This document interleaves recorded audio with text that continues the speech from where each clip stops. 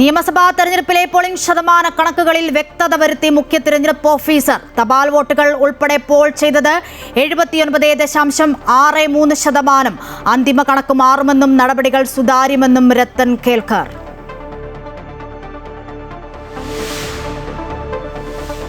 Kannur Anjarakandy dental കോളേജിലെ വിദ്യാർത്ഥി നിതിൻ രാജിന്റെ മരണം അന്വേഷിക്കാൻ ദേശീയ പട്ടികജാതി കമ്മീഷന്റെ ഉത്തരവ്. 5 ദിവസത്തിനകം റിപ്പോർട്ട് നൽകണം. ജാതി അധിക്ഷേപവും മാനസിക പീഡനവുമാണ് മരണത്തിന് കാരണമെന്ന് ആവർത്തിച്ചു കുടുംബം. കുറ്റക്കാർക്കെതിരെ നടപടി ആവശ്യപ്പെട്ട് യുവജന സംഘടനകളുടെ പ്രതിഷേധം ശക്തം. വനിതാ സംവരണ ബില്ലിലൂടെ ഇന്ത്യ പുതിയ ചരിത്രം രചിക്കുകയാണെന്ന് പ്രധാനമന്ത്രി നരേന്ദ്രമോദി. സാമൂഹിക നീതി വെറുമൊരു മുദ്രാവാക്യമല്ലെന്നും സ്ത്രീ കേന്ദ്രീകൃത വികസനം ലക്ഷ്യമിട്ടുള്ളതെന്നും നാരീശക്തി വന്ദൻ സമ്മേളനത്തിൽ പ്രധാനമന്ത്രി. ബിൽ അവതരിപ്പിക്കുക 16 തുടങ്ങുന്ന പാർലമെന്റ് സമ്മേളനത്തിൽ.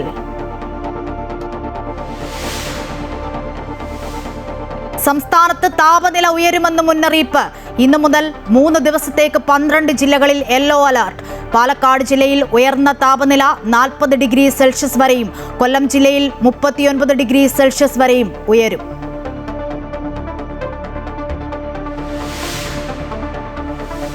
ചർച്ചകൾ അലസിപ്പിരിഞ്ഞതോടെ ഇറാനെതിരെ ആക്രമണം കടുപ്പിക്കാൻ അമേരിക്ക. ഇറാൻ തുറമുഖങ്ങൾക്ക് ഇന്നു മുതൽ US ഉപരോധം. ഹോർമുസ് കടലിടുക്ക് വഴിയുള്ള കപ്പൽ നീക്കം തടയും. സമാധാനത്തിനായി നിലകൊള്ളുന്ന തനിക്ക് ട്രംപ് ഭരണകൂടത്തെ ഭയമില്ലെന്ന് മാർപ്പാപ്പ.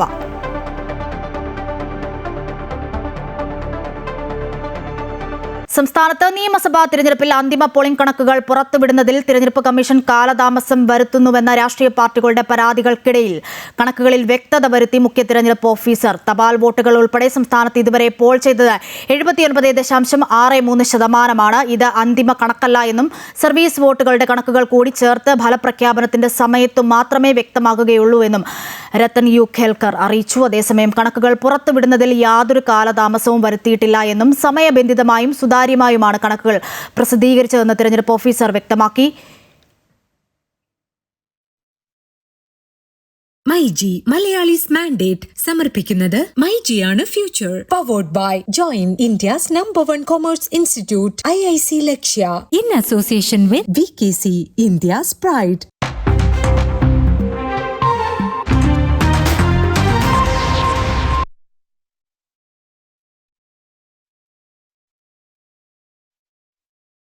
സീനിയർ സിറ്റിസൺസിൻ്റെ കണക്ക് നോക്കുമ്പോൾ നമ്മൾ അപ്രൂവ് ചെയ്തിട്ടുണ്ടായിരുന്നത് 1,45,604 ഫോം 12D. അതിലെ 1,40,219 അവർ വോട്ട് ചെയ്തു. അത് ഏകദേശം 96.3% ആണ്. എല്ലാ എലിജിബിൾ ആയിട്ടുള്ള വോട്ടേഴ്സ് താങ്കൾ എല്ലാവർക്കും അറിയാം, താങ്കൾ പോയി നോക്കിയിട്ടുമുണ്ട്. 100% നമ്മൾ എല്ലാ പോസ്റ്റിലെ ആൾക്കാരെയും നമ്മൾ കവർ ചെയ്യാൻ നമ്മുടെ ഭാഗത്തുനിന്ന് ഉണ്ടായിട്ടുണ്ട്. അതിൽ എല്ലാ എലിജിബിൾ ആയിട്ടുള്ള വോട്ടേഴ്സ് നമുക്ക് വോട്ട് ചെയ്യിപ്പിക്കാനും സാധിച്ചിട്ടുണ്ട്. അതാണ് ഇപ്പോൾ ഞാൻ പറഞ്ഞിട്ടുള്ളത് സീനിയർ സിറ്റിസൺസിൻ്റെ കണക്ക്. അതുപോലെ തന്നെ പേഴ്സൺസ് ഡിസേബിലിറ്റീസ് നമ്മൾ ഫോം 12D വരെയാണ് അപ്രൂവ് ചെയ്തത്. അതിലെ 62,159 ആയിരുന്നു നമ്മുടെ മൊത്തം. അതിലെ വോട്ട് ചെയ്തിട്ടുള്ളവർ 60,734, that is 97.71% persons disabilities vote ചെയ്തിട്ടുണ്ട്. ഹോം വോട്ടിങ്ങിൽ നോക്കുമ്പോൾ ഏകദേശം 96.72% ആണ് ഹോം വോട്ടിങ്ങിൽ നടന്നിട്ടുള്ളത്. ഇനി മൂന്നാമത്തെ കാറ്റഗറി നമ്മുടെ എസെൻഷ്യൽ സർവീസസിലാണ്.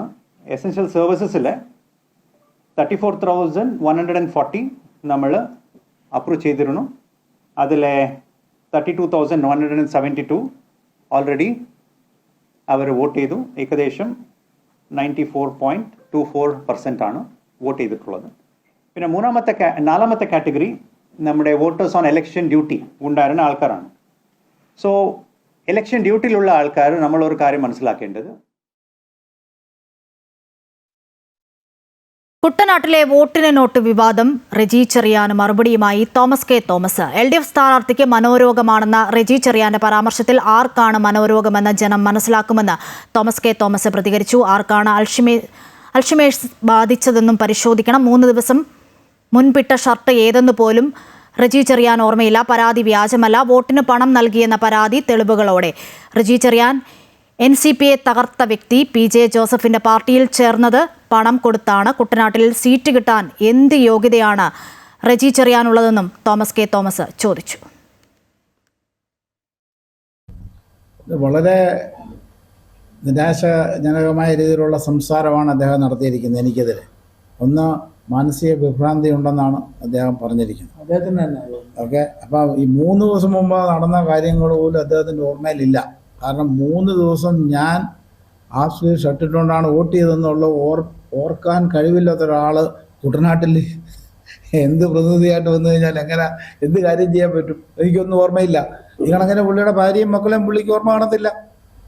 കാരണം 3 ദിവസം മുമ്പ് നടന്നൊരു ഞാൻ ഇത് ഉപേക്ഷിച്ചിട്ട് 1 വർഷത്തിന് മേളിലായെന്ന് അദ്ദേഹമാണ് നിങ്ങളോട് പറഞ്ഞിരിക്കുന്നത്. തിരഞ്ഞെടുപ്പ് സമ്മാനിച്ചത് മറക്കാനാകാത്ത അവിസ്മരണീയമായ മുഹൂർത്തങ്ങളെന്ന് ആലപ്പുഴ മണ്ഡലത്തിലെ UDF സ്ഥാനാർത്ഥി AD തോമസ് അമൃത ന്യൂസിനോട് പറഞ്ഞു. ആദ്യമായി തിരഞ്ഞെടുപ്പിൽ മത്സരിച്ച തോമസിന് മണ്ഡലത്തിൽ വലിയ സ്വീകാര്യതയായിരുന്നു ലഭിച്ചത്. തിരഞ്ഞെടുപ്പ് ഓരോ സ്ഥാനാർത്ഥികളെ സംബന്ധിച്ചും രാഷ്ട്രീയ പോരാട്ടം മാത്രമല്ല, തിരഞ്ഞെടുപ്പ് സമ്മാനിക്കുന്നത് നിരവധിയായ അനുഭവങ്ങളും ഓർമ്മകളും കൂടിയാണ്. എന്തായാലും ആലപ്പുഴ മണ്ഡലത്തിൽ UDFന്റെ സ്ഥാനാർത്ഥിയായി തിരഞ്ഞെടുക്കപ്പെട്ട് മത്സരരംഗത്തിറങ്ങിയ AD തോമസ് ആദ്യമായാണ് ഒരു തിരഞ്ഞെടുപ്പിനെ നേരിടുന്നത്. ആ അനുഭവവും ഓർമ്മകളും AD തോമസ് അമൃത വാർത്തകളുമായി പങ്കുവയ്ക്കുകയാണ്. തോമസ് ആദ്യമായിട്ടാണ് ഒരു തിരഞ്ഞെടുപ്പ് അംഗത്തിനിറങ്ങുന്നത്. എങ്ങനെയായിരുന്നു ആ ഒരു അനുഭവം? അതിനു മുമ്പായിട്ട് തന്നെ ഒരു വിജയപ്രതീക്ഷ എങ്ങനെയാണ്? നമ്മൾ പൂർണ്ണമായും ഉറച്ച വിജയപ്രതീക്ഷയിലാണ്. പിന്നെ തിരഞ്ഞെടുപ്പിലെ ഒരു മത്സരം എന്ന രീതിയിൽ ആദ്യത്തെ ഒരു മത്സരമാണ്. അത് വലിയ എക്സ്പീരിയൻസ് ജീവിതത്തിൽ സമ്മാനിച്ചു. ഒരുപാട് മനുഷ്യരെ പഠിക്കാനും അവരുടെ ജീവിത സാഹചര്യങ്ങളെക്കുറിച്ച് പഠിക്കാനും ഒക്കെയുള്ളൊരു അവസരമായിരുന്നു. നമ്മുടേതല്ലാത്ത മറ്റൊരു ചുറ്റുപാടിനെക്കുറിച്ച് കൃത്യമായി പഠിക്കാൻ കഴിഞ്ഞു എന്നുള്ളതാണ് ഈ തെരഞ്ഞെടുപ്പിൽ കാണുന്നൊരു പ്രധാനപ്പെട്ട കാര്യം. സിറ്റിംഗ് MLAക്കെതിരെയാണ് ഒരു മത്സരം വരുന്നത്. എനിക്ക് തോന്നുന്നു UDFൽ തന്നെ നേരത്തെ ഉണ്ടായിരുന്ന MJ ജോബ് പറഞ്ഞത് ഒരു ട്രെയിനിന് മുന്നിലാരും കൊണ്ട് തലവെക്കുമോ എന്നാണ് PP ചിത്രത്തിനെതിരെ ഒരു മത്സരരംഗത്ത് വരുന്ന സമയത്ത് അദ്ദേഹത്തിൻ്റെ ഒരു പ്രസ്താവന ഉണ്ടായിരുന്നത്. അപ്പോൾ വലിയൊരു പോരാട്ടം തന്നെയായിരുന്നു. പക്ഷേ നിലവിലെ സാഹചര്യത്തിൽ വലിയൊരു കനത്ത പോരാട്ടം സംഘടിപ്പിക്കാൻ കഴിഞ്ഞു. ഒരു വിജയപ്രതീക്ഷയിലേക്ക് എത്തുന്ന ഒരു സാഹചര്യം കൂടിയുണ്ട്. എങ്ങനെയായിരുന്നു? വലിയ കടുപ്പമേറിയ പോരാട്ടമായിരുന്നു. അത് പല പരാമർശങ്ങളും പല അഭിപ്രായങ്ങളും ഒക്കെ പല കോണുകളിൽ നിന്നുണ്ടാവും. അതിന് ചിലപ്പോൾ രാഷ്ട്രീയ ലക്ഷ്യങ്ങളുണ്ടാവാം, ലക്ഷ്യങ്ങളില്ലാതിരിക്കാം. പക്ഷെ ഞങ്ങളെ സംബന്ധിച്ചിടത്തോളം ഇവിടെ ആലപ്പുഴയിൽ UDFന്റെ മുഴുവൻ പ്രവർത്തകരും സ്ഥാനാർത്ഥികളായിരുന്നു. കഴിഞ്ഞ കാലങ്ങളിലുണ്ടായിരുന്നതിനേക്കാൾ വലിയ തിരഞ്ഞെടുപ്പ് ആവേശം എല്ലാ പ്രവർത്തകരിലും UDFന്റെ പ്രവർത്തകരിലുണ്ടായിരുന്നു. കഴിഞ്ഞ 10 വർഷമായി പ്രതിപക്ഷത്തിരുന്ന് നിരവധിയായ അക്രമങ്ങൾക്ക് വിധേയമാക്കപ്പെട്ട ആയിരക്കണക്കിന് പ്രവർത്തകർ കേരളത്തിലെമ്പാടുമുണ്ട്. ആ പ്രവർത്തകരുടെ എല്ലാം ഒരു വാശിയും ഭരണത്തിലേക്ക് എത്തണമെന്നുള്ളൊരു വികാരവും എല്ലാം ഓരോ ബൂത്തിലും 10-15 സ്ഥാനാർത്ഥികളെ സൃഷ്ടിച്ചു എന്നുള്ളതാണ്. അവരെല്ലാം സ്വന്തം നിലയ്ക്ക് വോട്ട് പിടിക്കുന്ന ഒരവസ്ഥയുണ്ടായിരുന്നു. അതുകൊണ്ട് തികഞ്ഞ വിജയപ്രതീക്ഷയിലാണ് ഞങ്ങൾ ഓരോരുത്തരും. പാർട്ടിയെ സംബന്ധിച്ച് യുവ നേതാവിനെ ഇതുപോലെ സുപ്രധാനമായ ഒരു മണ്ഡലം ഏൽപ്പിക്കുന്നു. അപ്പം മുൻപ് ചോദിച്ച പോലെ തന്നെ മറക്കാനാവാത്ത അനുഭവം, ഈ തെരഞ്ഞെടുപ്പ് പ്രവർത്തനങ്ങളിലെ ഓർമ്മകൾ സൂക്ഷിക്കാൻ വേണ്ടി കഴിയുന്ന മറക്കാനാവാത്ത അനുഭവം ഏതെങ്കിലും ഇങ്ങനെ ഉണ്ടോ? അങ്ങനെ ഒത്തിരി അനുഭവങ്ങളുണ്ട്. കാര്യം നമ്മളൊരു തുടക്കക്കാരനാണ്. ചേർത്തല സെൻറ്റ് മൈക്കിൾസ് കോളേജിലെ ഒരു മത്സരം കഴിഞ്ഞ് 10 വർഷങ്ങൾക്ക് ഇപ്പുറമാണ് ആദ്യമായിട്ടാണ് ഒരു മത്സര രംഗത്തേക്ക് വോട്ട് ചോദിച്ചിറങ്ങുന്നത്. നമ്മൾ തിരഞ്ഞെടുപ്പ് രംഗത്ത് മറ്റു പല ആളുകൾക്ക് വേണ്ടി വോട്ട് ചോദിച്ച് ഇറങ്ങിയിട്ടുണ്ട്. പക്ഷേ എന്നെ സംബന്ധിച്ചിടത്തോളം വളരെ വൈകാരികമായിരുന്നു ഈ തിരഞ്ഞെടുപ്പ്. എന്നെ ഒരിക്കൽ പോലും കണ്ടിട്ടില്ലാത്ത, ഒരിക്കൽ പോലും നമ്മളോട് സംസാരിച്ചിട്ടില്ലാത്ത ആയിരക്കണക്കിന് മാതാപിതാക്കൾ, അവരിൽ നിന്ന് ലഭിച്ച സ്നേഹവും പിന്തുണയും അത് നമുക്ക് വിവരിക്കാൻ കഴിയുന്നതിനേക്കാൾ അപ്പുറമാണ്. പിന്നെ പ്രത്യേകിച്ച് ചെറുപ്പക്കാർ നൽകിയ പിന്തുണ, എല്ലാവരും ഓരോ രാഷ്ട്രീയത്തിൽ അധിഷ്ഠിതമായി വിശ്വസിക്കുന്ന പ്രത്യയശാസ്ത്രപരമായി നിലകൊള്ളുന്ന ആളുകൾ പോലും രാഷ്ട്രീയത്തിന് അതീതമായി എന്നെ പിന്തുണച്ചു എന്നുള്ളതാണ് ഞാൻ മനസ്സിലാക്കുന്നത്. അതിനെല്ലാം കാരണം പ്രധാനമായി UDF പ്രവർത്തകരുടെ ഒറ്റക്കെട്ടായിട്ടുള്ള ആത്മാർത്ഥമായ പ്രവർത്തനമാണ്. അത് പ്രത്യേകിച്ച് സ്ത്രീകൾക്കിടയിൽ, മാതാപിതാക്കൾക്കിടയിൽ, യുവാക്കൾക്കിടയിൽ വലിയ ഒരു പിന്തുണ നൽകിയിട്ടുണ്ട്. അവരുടെ എല്ലാം വൈകാരികമായ ഒരു പിന്തുണയാണ് ഈ തെരഞ്ഞെടുപ്പിൽ ഓർക്കാൻ കഴിയുന്ന ഏറ്റവും പ്രധാനപ്പെട്ട കാര്യങ്ങൾ. മറ്റ് സ്ഥാനാർത്ഥിയിൽ നിന്ന് വ്യത്യസ്തമായിട്ട് നഗരത്തിൽ നമുക്ക് കാണാൻ കഴിഞ്ഞൊരു പോസ്റ്റർ എന്ന് പറയുന്നത് തല പൊട്ടി ചോര ഒഴുകുന്ന ഒരു യുവ നേതാവിനെ കൂടിയാണ്. അപ്പോൾ ആ ഒരു സമരവും ആ ഒരു എക്സ്പീരിയൻസും എല്ലാം ഈ ഒരു തിരഞ്ഞെടുപ്പിൽ മുതൽക്കൂട്ടായിട്ടുണ്ടോ? തീർച്ചയായും. എനിക്ക് തോന്നുന്നു എന്നെ സ്ഥാനാർത്ഥിയായി പരിഗണിക്കുന്നത് തന്നെ അത്തരത്തിലുള്ള ചില ഘടകങ്ങൾ പരിഗണിച്ചാണ്. കാരണം തിരുവനന്തപുരം മുതൽ കാസർഗോഡ് വരെ UDFന്റെ വിദ്യാർത്ഥി സംഘടനകൾ, UDFന്റെ യുവജന സംഘടനകൾ, അവരുടെ പ്രവർത്തകരുടെ തലതല്ലി പൊളിക്കുന്നതും മാരകമായി പരിക്കേറ്റ് മാസങ്ങളോളം ആശുപത്രിയിലാവുന്നതും എല്ലാം നമ്മൾ കണ്ടതാണ്. നിരവധി തവണ ജയിൽവാസം അനുഭവിച്ച പ്രവർത്തകരുണ്ട്. അപ്പോൾ അവരുടെ എല്ലാം പ്രതിനിധിയായി മത്സരിക്കാൻ അവസരം കിട്ടിയത് എനിക്കാണ്. അപ്പോൾ കഴിഞ്ഞ 10 വർഷക്കാലം തെരുവുകളിൽ രക്തം ചിന്തിയ, നല്ല സമയം മുഴുവൻ ആശുപത്രി കിടക്കയിലായ, ഭൂരിഭാഗം സമയവും ജയിലിലായ ഒരുപാട് യുവജന നേതാക്കളുണ്ട്, ഒരുപാട് പൊതുപ്രവർത്തകരുണ്ട് കേരളത്തിൽ. അവരുടെ എല്ലാം പ്രതിനിധിയായിട്ടാണ് വളരെ ചെറിയ പ്രായത്തിൽ പാർട്ടി എന്നെ, ഐക്യജനാധിപത്യ മുന്നണി എന്നെ അവതരിപ്പിച്ചതെന്നാണ് എൻ്റെ വിശ്വാസം. എ.ഡി. തോമസിനെ സംബന്ധിച്ച് ആദ്യ തിരഞ്ഞെടുപ്പ് അംഗം എന്നതിനപ്പുറമായി വളരെ വൈകാരികമായ നിമിഷങ്ങൾ സമ്മാനിക്കുന്ന തിരഞ്ഞെടുപ്പ് കൂടിയാണ് ഈ തിരഞ്ഞെടുപ്പ്. ആലപ്പുഴയിൽ നിന്നും ആദർശനൊപ്പം അജയ് നാഥ്, അമൃത ന്യൂസ്. ഷോൺ ജോർജ് സിറോ മലബാർ സഭ ആസ്ഥാനത്തെത്തി മേജർ ആർച്ച് ബിഷപ്പ് റാഫേൽ തട്ടിലുമായി കൂടിക്കാഴ്ച നടത്തുന്നു. വിവരങ്ങളുമായി എ.ടി. അശ്വതി ചേരുന്നുണ്ട് കൊച്ചിയിൽ നിന്നും. അശ്വതി, നമ്മൾ കണ്ടതാണ് തിരഞ്ഞെടുപ്പിന് ശേഷം പി.സി. ജോർജും ഷോൺ ജോർജും സഭാ നേതൃത്വത്തിനെതിരെ വലിയ വിമർശനമായിരുന്നു ഉന്നയിച്ചുകൊണ്ടിരിക്കുന്നത്. അത് രാഷ്ട്രീയ കേരളത്തിൽ വലിയ ചർച്ചയായതുമാണ്. ഇപ്പോൾ ഇതാ ഷോൺ ജോർജ് സിറോ മലബാർ സഭാ നേതൃത്വവുമായി കൂടിക്കാഴ്ച നടത്തുന്നു. ഈ കൂടിക്കാഴ്ചയുടെ പിന്നിൽ എന്താണ് അശ്വതി? ഇവിടെ ഷോൺ ജോർജ് അല്പസമയം മുൻപാണ് major archbishop Mar Raphael തട്ടിലുമായി കൂടിക്കാഴ്ച നടത്തി അദ്ദേഹം സഭാ ആസ്ഥാനത്ത് നിന്ന് പോയിരിക്കുകയാണ്. അതിൽ അദ്ദേഹത്തിന്റെ പ്രതികരണവും ഉണ്ടായിരുന്നു. ദീപികയ്ക്കെതിരായ നിലപാട് തുടരും എന്നതാണ് പ്രധാനമായും ഷോൺ ജോർജ് മാധ്യമങ്ങളോട് പ്രതികരിച്ചത്. സഭയുടെ കാഴ്ചപ്പാട് മാത്രമല്ല ദീപികയിൽ വരുന്നത്, താൻ സഭയല്ല വിമർശിച്ചിരിക്കുന്നത്, സഭയുടെ ഭാഗമെന്ന് പറയുന്ന മുഖപത്രത്തെയാണ് വിമർശിക്കുന്നത് എന്നും ഷോൺ ജോർജ് വ്യക്തമാക്കി. അതായത് സഭയുടെ അഭിപ്രായങ്ങളോ മറ്റു കാര്യങ്ങളോ ഒന്നുമല്ല ഈ ദീപിക പത്രത്തിൽ വരുന്നത് എന്ന കാര്യം ആണ് ഷോൺ ജോർജ് ആവർത്തിക്കുന്നത്. ദീപികയിൽ വരുന്നതെല്ലാം സഭയുടേതാണെന്ന് ആർക്കെങ്കിലും ധാരണയുണ്ടെങ്കിൽ അത് മാറ്റുകയാണ് താൻ ചെയ്തത് എന്നും പറയുന്നു. ക്രൈസ്തവ സഭയുടെ ഭാഗമായി നിന്നുകൊണ്ട് എന്റെ ആശങ്കകൾ അറിയിച്ചു എന്നാണ് അദ്ദേഹം ഈ മാർ റാഫേൽ തട്ടിലുമായി നടത്തിയ ചർച്ചകൾക്ക് ശേഷം വ്യക്തമാക്കുന്നത്. താൻ പറഞ്ഞതിനെ സഭയെ ചിലർ തെറ്റിദ്ധരിപ്പിച്ചു, ബി.ജെ.പിയോ താനോ ഒരാളെയും പേരെടുത്ത് വിമർശിച്ചിട്ടില്ല എന്നും അദ്ദേഹം ചൂണ്ടിക്കാണിക്കുന്നു. ഒപ്പം തന്നെ മേജർ ആർച്ച് ബിഷപ്പുമായിട്ട് FCRA നിയമ ഭേദഗതിയുമായി ബന്ധപ്പെട്ട കാര്യങ്ങൾ ചർച്ച ചെയ്യുകയുണ്ടായി. ഇതിൽ സഭയ്ക്ക് ചില ആശങ്കകളുണ്ട്. പക്ഷേ ആ ആശങ്കകൾ പരിഹരിക്കുന്നതിന് വേണ്ടിയിട്ട്, അത് ചർച്ച ചെയ്യുന്നതിന് വേണ്ടിയിട്ട് കേന്ദ്ര സർക്കാരുമായി ഒരു കൂടിക്കാഴ്ച നടത്തും. അതായത് സഭയുടെ പ്രതിനിധികൾ അടങ്ങുന്ന ഒരു സംഘം ആയിരിക്കും കേന്ദ്ര സർക്കാരുമായിട്ട് ചർച്ച നടത്തുക. അത്തരത്തിൽ ചർച്ചകളിലൂടെ ആശങ്കകൾ പരിഹരിക്കപ്പെടുമെന്നാണ് അദ്ദേഹം പറയുന്നത്. ആ ചർച്ച ഉടൻ തന്നെ ഉണ്ടാകും. അത് സഭാ പ്രതിനിധികളുടെ സമയം കൂടി കണക്കിലെടുത്ത്, ആ സൗകര്യം കൂടി കണക്കിലെടുത്തായിരിക്കും ആ ചർച്ച നടത്തുക എന്നും അദ്ദേഹം വ്യക്തമാക്കുന്നുണ്ട്. നിയമത്തിന്റെ തുടർച്ചകളിൽ സഭയുടെ പ്രതിനിധികളും ഉണ്ടാകും. രാഷ്ട്രീയ ലാഭം ഒന്നും നോക്കാതെ സഭയ്ക്ക് വേണ്ടി നിലകൊണ്ടയാളാണ് പി.സി. ജോർജും എന്ന് അദ്ദേഹം പറയുന്നു. പി.സി. ജോർജുമായി ബന്ധപ്പെട്ട ചോദ്യങ്ങൾക്ക് അദ്ദേഹം സഭയെ വിമർശിച്ചതുമായി ബന്ധപ്പെട്ട കാര്യങ്ങളുമായി ബന്ധപ്പെട്ട ചോദ്യങ്ങൾക്കാണ് അദ്ദേഹം ഇത്തരത്തിൽ മറുപടി പറഞ്ഞത്. അദ്ദേഹം പറഞ്ഞത് പാർട്ടിയുടേതല്ല, വ്യക്തിപരമായ അഭിപ്രായമാണെന്ന് അദ്ദേഹം തന്നെ പറഞ്ഞിട്ടുണ്ട് എന്നും ഷോൺ ജോർജ് ഇന്ന് മാധ്യമങ്ങൾക്ക് മുൻപിൽ പറഞ്ഞു. ഈ ഷോൺ ജോർജിന്റെയും അതുപോലെ തന്നെ പി.സി. ജോർജിന്റെയും പ്രസ്താവനകൾ, അത് ദീപിക പത്രത്തിനെതിരെയും സഭാ നേതൃത്വത്തിനെതിരെയും ഒക്കെയുള്ള ഈ പ്രസ്താവനകളാണ് വലിയ ഒരു ചർച്ചാ വിഷയമായിരിക്കുന്നത്, വലിയ വിവാദങ്ങളായിരിക്കുന്നത്.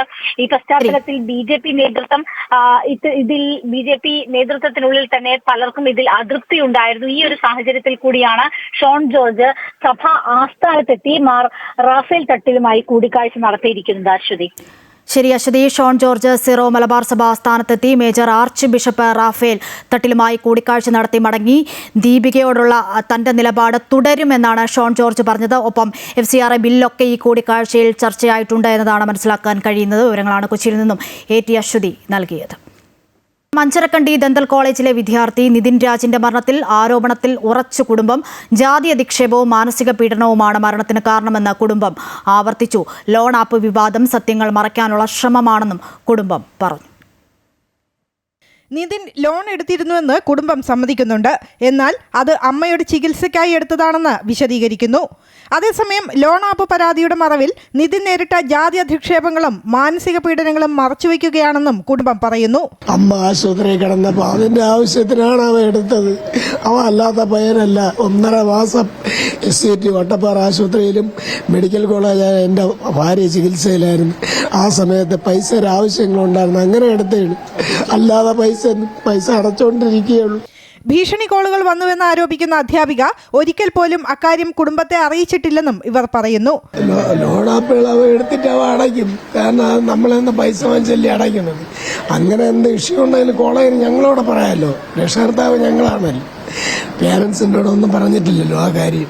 SC/ST കമ്മീഷൻ ചെയർമാൻ ശേഖരൻ മിനിയോട് കോൺഗ്രസ് നേതാവ് രമേശ് ചെന്നിത്തല, ജബി മേത്തർ MP എന്നിവർ നിതിന്റെ വീട് സന്ദർശിച്ചു. ജീവിതത്തിന്റെ പ്രതീക്ഷയായിരുന്ന മകന്റെ മരണത്തിൽ നീതി തേടി കാത്തിരിക്കുകയാണ് ഈ കുടുംബം. അമൃത ന്യൂസ്, തിരുവനന്തപുരം. നിതിൻ രാജിന്റെ വീട്ടിലെത്തി മാതാപിതാക്കളുടെ മൊഴി രേഖപ്പെടുത്തിയ അന്വേഷണ സംഘം സർക്കാർ നിതിന്റെ കുടുംബത്തോടൊപ്പമാണെന്ന് മന്ത്രി വി ശിവൻകുട്ടി പറഞ്ഞു.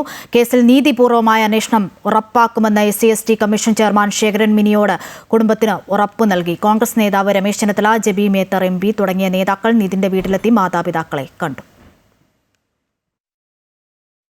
ഉച്ചയ്ക്ക് 1 മണിയോടെയാണ് ചക്കരക്കൽ CI ഫക്രുദ്ദിന്റെ നേതൃത്വത്തിലുള്ള സംഘം വീട്ടിലെത്തിയത്. കുടുംബം ഉന്നയിച്ച വിഷയങ്ങളിലും ലോണാപ്പ് പരാമർശങ്ങളിലും സംഘം വ്യക്തത വരുത്തി. സർക്കാർ നിതിന്റെ കുടുംബത്തിനൊപ്പമെന്ന് ആവർത്തിച്ച മന്ത്രി വി ശിവൻകുട്ടി ഇത്തരം ഡിപ്പാർട്ട്മെന്റ് മേധാവികൾ നാടിന് ആപത്താണെന്ന് പറഞ്ഞു. സംസ്ഥാന ഗവൺമെന്റ് നിതിൻ രാജിന്റെ കുടുംബത്തോടൊപ്പമാണ്. സംഗീത ടീച്ചറിനെ പോലെയും റാം സാറിനെ പോലെയുള്ള ആൾക്കാർ നമ്മുടെ ഈ വിദ്യാഭ്യാസ രംഗത്തിൽ തന്നെ അപമാനമായിരിക്കുന്ന നിലയിലുള്ള പെരുമാറ്റമാണ്. അന്വേഷണത്തിൽ തീവ്ര ജാഗ്രത പുലർത്തുമെന്ന് SC/ST കമ്മീഷൻ ചെയർമാൻ ശേഖരൻ മിനിയോട് വ്യക്തമാക്കി. കമ്മീഷൻ ഇതിനകത്ത് അതീവ താല്പര്യത്തോടു കൂടി സത്യസന്ധമായി തന്നെ ഇതെല്ലാം വിലയിരുത്തി പരിശോധിച്ച് നടപടികൾക്ക് പ്രേരണ ചെയ്യും. യഥാർത്ഥ പ്രതികൾ രക്ഷപ്പെടാൻ പാടില്ലെന്നും ലോണാപ്പ് വിഷയം ഉയർത്തിയത് അസംബന്ധമെന്നും കോൺഗ്രസ് നേതാവ് രമേശ് ചെന്നിത്തല. ഇതിന്റെ യഥാർത്ഥ കുറ്റവാളികളെ നിയമത്തിന് മുമ്പിൽ കൊണ്ടുവരണം. ആരും രക്ഷപ്പെടാൻ പാടില്ല. അപ്പം ജാതി അധിക്ഷേപം അതൊന്നും ഒരിക്കലും കേരളത്തിൽ അംഗീകരിച്ചു കൊടുക്കാൻ കഴിയുന്നതല്ല. മഹിളാ കോൺഗ്രസ് സംസ്ഥാന അധ്യക്ഷ ജബി മേത്തർ MP നിതിന്റെ വീട്ടിൽ സന്ദർശനം നടത്തി. നിതിന്റേത് ഇൻസ്റ്റിറ്റ്യൂഷണൽ മർഡർ ആണെന്ന് കൊടിക്കുന്ന് സുരേഷ് MP പറഞ്ഞു. മാനേജ്മെന്റിന് എന്തുമാകാമെന്ന ദാഷ്ട്യത്തിന്റെ ഉദാഹരണമാണ് അഞ്ചരക്കണ്ടി കോളേജെന്നും കോളേജിന്റെ അഫിലിയേഷൻ നിർത്തലാക്കണമെന്നും അദ്ദേഹം ആവശ്യപ്പെട്ടു. അമൃത ന്യൂസ്, തിരുവനന്തപുരം. വനിതാ സംവരണ ബില്ലിലൂടെ ഇന്ത്യ പുതിയ ചരിത്രം രചിക്കുകയാണെന്ന് പ്രധാനമന്ത്രി നരേന്ദ്രമോദി. സാമൂഹിക നീതി കേവലം മുദ്രാവാക്യമല്ലെന്നും ഡൽഹിയിൽ വിഗ്യാൻ ഭവനിൽ നാരി ശക്തി വന്ദൻ സമ്മേളനത്തിൽ പ്രധാനമന്ത്രി വ്യക്തമാക്കി. വനിതകൾക്ക് 33% സംവരണം നൽകുന്ന ബില്ല് 16 ചേരുന്ന പാർലമെന്റ് സമ്മേളനത്തിൽ അവതരിപ്പിച്ച് പാസാക്കും. ലോക്സഭയിലും നിയമസഭകളിലും 33% വനിതാ സംവരണം ഏർപ്പെടുത്തുന്ന നാരി ശക്തി വന്ദൻ അഭിയാൻ എന്ന വനിതാ സംവരണ ബിൽ ഈ മാസം 16 മുതൽ ചേരുന്ന പാർലമെന്റ് സമ്മേളനത്തിൽ അവതരിപ്പിച്ച് പാസാക്കും. വനിതാ സംവരണ ബിൽ ഈ നൂറ്റാണ്ടിലെടുത്ത ഏറ്റവും പ്രധാനപ്പെട്ട തീരുമാനമാണെന്നും ഇതിലൂടെ ഇന്ത്യ പുതിയ ചരിത്രം രചിക്കുകയാണെന്നും ഡൽഹിയിൽ വിഗ്യാൻ ഭവനിൽ നാരി ശക്തി വന്ദൻ സമ്മേളനത്തിൽ പ്രധാനമന്ത്രി നരേന്ദ്രമോദി പറഞ്ഞു. 2029 വനിതാ സംവരണം പൂർണ്ണമായും നടപ്പാക്കും. സ്വാതന്ത്ര്യ സമരം മുതൽ രാജ്യത്തിന്റെ അടിത്തറ പാകുന്നതിൽ സ്ത്രീശക്തി നിർണായകമായിരുന്നു. സ്ത്രീകൾ ഭരണകൂടത്തിന്റെ അവിഭാജ്യ ഘടകമായി മാറണമെന്നും വനിതാ പങ്കാളിത്തം ജനാധിപത്യത്തിന് കൂടുതൽ കരുത്തു നൽകുമെന്നും പ്രധാനമന്ത്രി കൂട്ടിച്ചേർത്തു. भारत की नारी शक्ति ने असीमित योगदान दिया है. इतिहास गवाह है. और आजादी के बाद भी जिन महिलाओं को प्रतिनिधित्व का मौका मिला उन्होंने देश के लिए बहुत शानदार काम किया है. പാർലമെന്റിൽ എല്ലാ രാഷ്ട്രീയ പാർട്ടികളും ഒറ്റക്കെട്ടായി നിന്ന് ബില്ല് പാസാക്കണമെന്നാവശ്യപ്പെട്ട് പ്രധാനമന്ത്രി MP-മാർക്ക് കത്തയച്ചിരുന്നു. 2011 സെൻസസ് അനുസരിച്ച് മണ്ഡല പുനർനിർണയം നടത്തി വനിതാ സംവരണം നടപ്പാക്കാനാണ് തീരുമാനം. ഇതനുസരിച്ച് ലോക്സഭാ സീറ്റുകളുടെ എണ്ണം 543 നിന്നും 816 ഉയരും. ഓരോ സംസ്ഥാനത്തും നിലവിലുള്ളതിന്റെ 50% കൂടി സീറ്റുകൾ വർദ്ധിപ്പിക്കും. അമൃത ന്യൂസ്, ന്യൂഡൽഹി. രാഷ്ട്ര നിർമ്മാണത്തിൽ സ്ത്രീകളുടെ പങ്ക് ഉറപ്പാക്കാനാണ് വനിതാ സംവരണ ബില്ലിൽ കൊണ്ടുവരുന്നതെന്നും BJP സംസ്ഥാന വൈസ് പ്രസിഡന്റ് R. ശ്രീലേഖ. രാഷ്ട്രീയ രംഗത്ത് സ്ത്രീകളുടെ സാന്നിധ്യം കുറവാണെന്നും അതിലെല്ലാം മാറ്റം വരുത്താൻ ബിൽ സഹായകരമാകുമെന്നും ശ്രീലേഖ പറഞ്ഞു.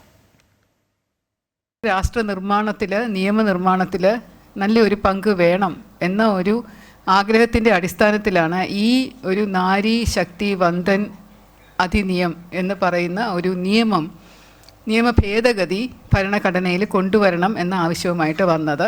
രാഷ്ട്രീയ രംഗം നോക്കിക്കഴിഞ്ഞാൽ പോലും സ്ത്രീകൾക്ക് ഒരു ടിക്കറ്റ് കിട്ടുന്നതും ഇലക്ഷന് നിൽക്കുന്നതുമൊക്കെ വളരെ അപൂർവമായിട്ടുണ്ടായിരുന്നു. ശബരിമല സ്വർണ്ണക്കൊള്ള കേസിൽ KP ശങ്കരദാസിന് ജാമ്യം. 2 കേസുകളിലും സ്വാഭാവിക ജാമ്യം അനുവദിച്ച് കൊല്ലം വിജിലൻസ് കോടതി.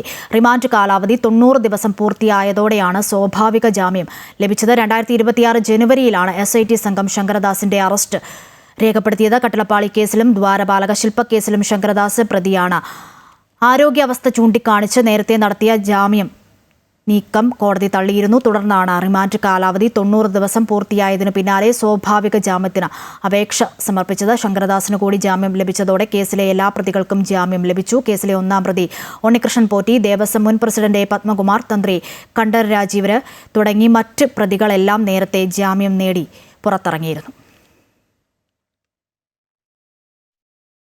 തിരുവനന്തപുരം സെക്രട്ടേറിയറ്റിന് മുൻപിലേക്ക് മരം മുറിഞ്ഞു വീണു. കണ്ടോൺമെന്റ് ഗേറ്റിന് മുകളിലാണ് മരം വീണത്. സംഭവത്തിൽ ആർക്കും പരിക്കില്ല. വാഹനം ഗതാഗതം ഭാഗികമായി തടസ്സപ്പെട്ടു. അപകടം നടന്ന ഉടൻ തന്നെ ഫയർഫോഴ്സ് സ്ഥലത്തെത്തി മരം മുറിച്ചു മാറ്റാനുള്ള നടപടികൾ സ്വീകരിച്ചു. കണ്ടോൺമെന്റ് ഗേറ്റിന് സമീപമുള്ള കൂറ്റൻ മരത്തിന്റെ ഒരു ഭാഗം ഒടിഞ്ഞു വീഴുകയായിരുന്നു.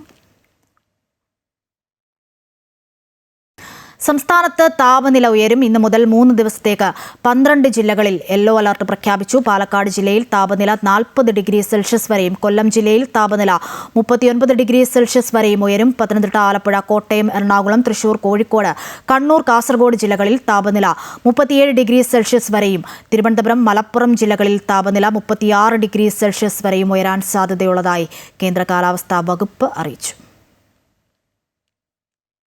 തൃശൂർ ചാലക്കുടിയിൽ ബസ്സിൽ നിന്നും തെറിച്ചു വീണ വയോധികന് ദാരുണാന്ത്യം. മേലൂർ സ്വദേശി ജോർജാണ് മരിച്ചത്. അപകടത്തിൽപ്പെട്ടയുടൻ ആശുപത്രിയിൽ എത്തിച്ചുവെങ്കിലും മരണം സംഭവിച്ചു. സംഭവവുമായി ബന്ധപ്പെട്ട് ബസ് ഡ്രൈവറെ പോലീസ് കസ്റ്റഡിയിലെടുത്തു.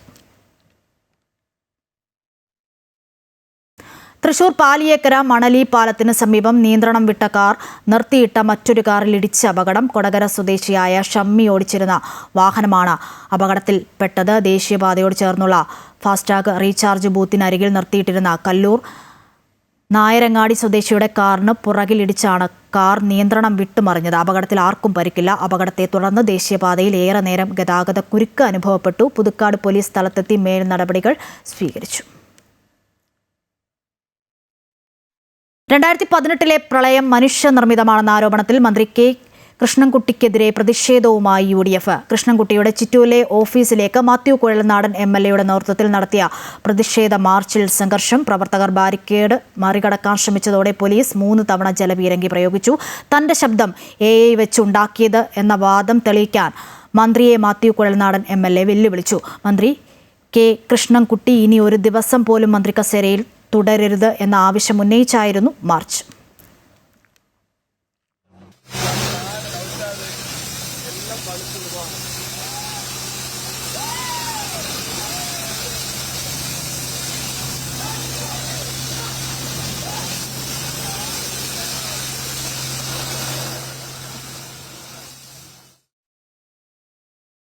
ആലത്തൂരിൽ 20 വയസ്സുകാരി അസ്നയുടെ മരണത്തിൽ ഭർത്താവിനും കുടുംബത്തിനുമെതിരെ പെൺകുട്ടിയുടെ മാതാപിതാക്കൾ. അസ്ന ഭർതൃവീട്ടിൽ നേരിട്ടത് കൊടിയ മാനസിക പീഡനമെന്ന് കുടുംബം ആരോപിക്കുന്നു. കുടുംബത്തിനെതിരെ അന്വേഷണം ആവശ്യപ്പെട്ട പോലീസിൽ പരാതി നൽകാൻ ഒരുങ്ങുകയാണ് അസ്നയുടെ മാതാപിതാക്കൾ. ഏപ്രിൽ 6-നാണ് ആലത്തൂർ സ്വദേശിയായ അസ്നയുടെ മരണം സംഭവിക്കുന്നത്. ഭർത്താവും വീട്ടുകാരും അസ്നയെക്കൊണ്ട് കഠിന ജോലികൾ ചെയ്യിച്ചും പരിഹസിച്ചും നിരന്തരം ചൂഷണം ചെയ്തെന്നാണ് മാതാപിതാക്കളുടെ പരാതി. ഇതേ തുടർന്ന് വീട് വിട്ടിറങ്ങിയ അസ്നയെ ഭർത്താവ് അബ്ദുറഹ്മാൻ തിരികെ കൂട്ടിക്കൊണ്ടുപോയെന്നും കുടുംബം പറയുന്നു. എലിവിഷം ഉള്ളിൽ ചെന്നതും ആശുപത്രിയിൽ പ്രവേശിപ്പിച്ചതും ഉൾപ്പെടെയുള്ള കാര്യങ്ങൾ ഭർത്തൃവീട്ടുകാർ മറച്ചുവെച്ചുവെന്നാണ് ആരോപണം. പരീക്ഷയ്ക്ക് മാർക്ക് കുറയും എന്ന പേടിയിൽ ആത്മഹത്യ ചെയ്തതാണ് എന്ന് വരുത്തി തീർക്കാൻ ഭർത്തൃവീട്ടുകാരുടെ ശ്രമമുണ്ടെന്നും അസ്നയുടെ കുടുംബം പറയുന്നു. അവൾക്ക് മാർക്കിന്റെ പ്രശ്നമേ അവൾക്കില്ല. അവൾക്ക് അവിടുത്തെ മാനസികമായ പീഡനത്തിൽ ഇരയായതുകൊണ്ട് എന്റെ മകൾക്ക് അത് എങ്ങനെ വൈകിച്ചെന്നും അവൾക്ക് അറിയില്ല. എന്റെ മകൾ ICU വെച്ച് പോയി എന്നോട് ചോദിച്ചതാണ്, ഉമ്മ എനിക്ക് എന്ത് പറ്റിയെന്ന് ചോദിച്ചതാണ്. പിന്നെ എന്താ പറ്റി, ഒന്നും പറ്റിയില്ല മോളെ ഞാൻ പറഞ്ഞു. അസ്വാഭാവിക മരണത്തിന് ആലത്തൂർ പോലീസ് കേസെടുത്തിട്ടുണ്ട്. സംഭവത്തിൽ അന്വേഷണവും ആരംഭിച്ചു. ഭർത്താവിനും കുടുംബത്തിനും എതിരെ പരാതി നൽകി കൂടുതൽ അന്വേഷണം ആവശ്യപ്പെടാനാണ് അസ്നയുടെ കുടുംബത്തിന്റെ തീരുമാനം. അമൃത ന്യൂസ്, പാലക്കാട്. പള്ളിയിൽ ദീപാലങ്കാരം ചെയ്യുന്നതിനിടെ ഷോക്കേറ്റ് താഴെ വീണ അപകടം. അങ്കമാലി സെന്റ് ജോർജ് സിറോ മലബാർ ബസിലിക്കയിൽ വലിയ ഉയരത്തിൽ ദീപാലങ്കാരം ചെയ്യുന്നതിനിടയിലാണ് താഴെ വീണ് 2 യുവാക്കൾക്ക് അതിഗുരുതരമായി പരിക്കേറ്റത്. പെരുമ്പാവൂർ ശ്രുതി സൗണ്ട് എന്ന സ്ഥാപനത്തിലെ ജീവനക്കാരായ അഖിൽ, രാജീവ് എന്നിവർക്കാണ് പരിക്കേറ്റത്. പരിക്കേറ്റ രാജീവ് വെന്റിലേറ്ററിലാണ്. അശാസ്ത്രീയമായ രീതിയിൽ ദീപാലങ്കാരം നടത്തിയെന്നും ഇരുമ്പ് കമ്പിയിൽ ദീപാലങ്കാരം ചെയ്യരുത് എന്ന KSCBയുടെ നിർദ്ദേശങ്ങൾ ഉൾപ്പെടെ പാലിച്ചില്ല എന്ന ആക്ഷേപവും ഉയരുന്നുണ്ട്.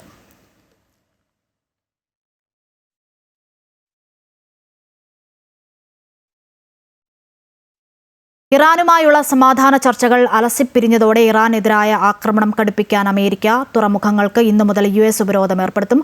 ഹോർമുസ് കടലിടുക്ക് വഴിയുള്ള കപ്പൽ നീക്കം തടയാനാണ് അമേരിക്കയുടെ നീക്കം. ഇറാൻ തുറമുഖങ്ങളിലേക്ക് വരുന്നതും പോകുന്നതുമായ കപ്പലുകളെ തടയും. ആർക്കും ഇളവുണ്ടാകില്ലെന്ന് അമേരിക്ക വ്യക്തമാക്കി. ഹോർമുസ് അടക്കം വടക്ക് തെക്ക് ഭാഗങ്ങളിലായി 11 തുറമുഖങ്ങളാണ് ഇറാനിലുള്ളത്. എന്നാൽ ഹോർമുസ് കടലിടുക്ക് വഴി കടന്നു പോകുന്ന ഇറാൻ ഇതര രാജ്യങ്ങളുടെ കപ്പലുകളെ അമേരിക്ക തടയില്ല. അന്താരാഷ്ട്ര വിപണിയിൽ ക്രൂഡ് ഓയിൽ വില വീണ്ടും കുതിച്ചു കയറി. ബാരലിന് $100 പിന്നിട്ടു. ഇന്ന് മാത്രം 7.5% വർധനമുണ്ടായി. US ക്രൂഡ് ഓയിൽ വില $104, മറ്റിടങ്ങളിൽ $101. US-ഉം ഇസ്രയേലും നടത്തുന്ന ആക്രമണം പണക്കൊഴുപ്പിന്റെ പ്രതിഫലനമെന്ന് മാർപ്പാപ്പ. ബസിലിക്കയിലെ സന്ധ്യാപ്രാർത്ഥനയിൽ മാർപ്പാപ്പയുടെ പ്രസ്താവന. US പ്രസിഡന്റ് ഡൊണാൾഡ് ട്രംപിന്റെ പേരെടുത്തു പറയാതെയായിരുന്നു മാർപ്പാപ്പയുടെ വിമർശനം. ട്രംപ് ഭരണകൂടത്തെ പേടിയില്ല, യുദ്ധത്തിനെതിരെ ഇനിയും ശബ്ദമുയർത്തുമെന്നും സമാധാനമുണ്ടാക്കുന്നവർ ഭാഗ്യവാന്മാരെന്നും ലിയോ 14 മാർപ്പാപ്പ കൂട്ടിച്ചേർത്തു. വ്യാജ വോട്ട് അവസാനിപ്പിക്കാൻ ബയോമെട്രിക് സംവിധാനം നടപ്പിലാക്കണമെന്നാവശ്യപ്പെട്ടുള്ള ഹർജിയിൽ തെരഞ്ഞെടുപ്പ് കമ്മീഷനും കേന്ദ്ര സംസ്ഥാന സർക്കാരുകൾക്കും സുപ്രീം കോടതി നോട്ടീസ് അയച്ചു. വോട്ടെടുപ്പിലെ ആൾമാറാട്ടം തടയുന്നതിനായി പോളിംഗ് സ്റ്റേഷനുകളിൽ വിരൽ അടയാളവും ഐറിസും ഉൾപ്പെടെ ബയോമെട്രിക് തിരിച്ചറിയൽ സംവിധാനം നടപ്പിലാക്കാൻ നിർദ്ദേശിക്കണമെന്നാണ് ഹർജിയിലെ ആവശ്യം. പൊതു താൽപര്യ ഹർജി പരിഗണിച്ച സുപ്രീം കോടതി വിഷയത്തിൽ കേന്ദ്ര സംസ്ഥാന സർക്കാരുകളുടെയും തെരഞ്ഞെടുപ്പ് കമ്മീഷന്റെയും നിലപാട് അറിയിക്കാൻ ആവശ്യപ്പെട്ടാണ് നോട്ടീസ് നൽകിയത്. പ്രകൃതി സംരക്ഷണത്തിന്റെ ഓർമ്മപ്പെടുത്തലുമായി തവനൂരിൽ വിഷുത്തൈ നീട്ടം വിതരണം ചെയ്തു. യുവധർമ്മധാരയുടെ നേതൃത്വത്തിൽ നടന്ന ചടങ്ങിൽ താനൂർ അമൃതാനന്ദമയി ആശ്രമം മഠാധിപതി സ്വാമിനി അതുല്യ അമൃതപ്രാണ അനുഗ്രഹ പ്രഭാഷണം നടത്തി. ത്രിമൂർത്തി സംഗമസ്ഥാനത്ത് നടന്ന മഹാമാഘ മഹോത്സവത്തിന്റെ ഓർമ്മകൾ പങ്കുവയ്ക്കാനും വിഷു ആഘോഷത്തിനുമായാണ് അമൃത യുവധർമ്മധാരയുടെ നേതൃത്വത്തിൽ തവനൂരിൽ ഭക്തർ ഒത്തുകൂടിയത്. താനൂർ അമൃതാനന്ദമയി ആശ്രമ മഠാധിപതി സ്വാമിനി അതുല്യാമൃത പ്രാണ പരിപാടികൾക്ക് നേതൃത്വം നൽകി. മഹാമാഘ ഉത്സവത്തിനായി വിവിധ തലങ്ങളിൽ സന്നദ്ധ പ്രവർത്തനം നടത്തിയവരെ ചടങ്ങിൽ അനുമോദിച്ചു. തുടർന്ന് ആയുധിന്റെ നേതൃത്വത്തിൽ ഭക്തർക്ക് വിഷുത്തൈ നീട്ടവും വിഷുക്കൈ നീട്ടവും നൽകി.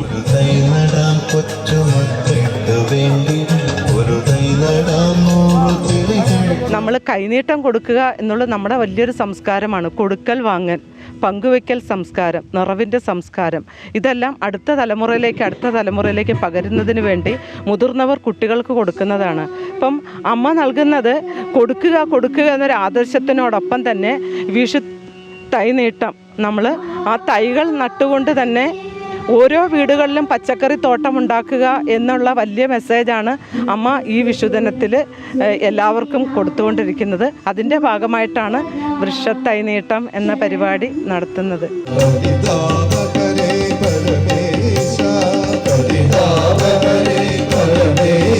പരിപാടിയുടെ ഭാഗമായി നടന്ന ശിവശക്തി ഹോമത്തിന് കൊയിലാണ്ടി അമൃതാനന്ദമയി ആശ്രമ മഠാധിപതി ബ്രഹ്മചാരി സുമേധാമൃത ചൈതന്യ നേതൃത്വം നൽകി. അമൃത ന്യൂസ് മലപ്പുറം.